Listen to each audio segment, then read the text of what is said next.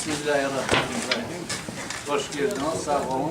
Cemaat, böyle tedbirge kelgenizge büyük teşekkürlerimi bildiriyorum. Endi herkes mında aytalar, Timur'u bilemiz, Timur'u bilemiz. Evet, men de bilem Timur'u. Timur'u men bilem, pek yaxşı bilem, jurnalist olarak ve Milli Hareket'in faal iştirakçısı olarak bilem onu. Adamlarga kıymet kesmek gerek, lafna değil, yapkan işinden. Onun için bugün Timur Dağcı bizim aramızda bir tane adam eskiden, evvelden kalgan bu milli hareketin başında başlayan vakitten bu vakitke gelip o öz faalini milli hareketke bağışladı.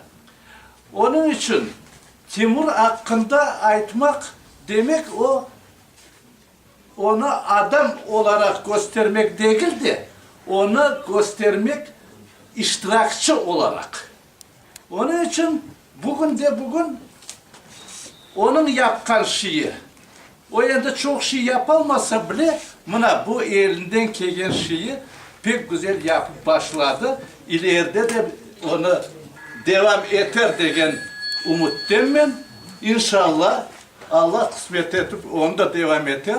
Onun için Timur Efendi'ye benim dileğim bu işi sonuna alıp varmak ve özünün sağlığını saklap bizim ileride gelecek neslimizge bu kitaplar yardım edecek ve o bütün özünün neslini de faal iştirak etkenini de bir gösterse ilerideki çıkacak kitaplarda. O pek güzel olur.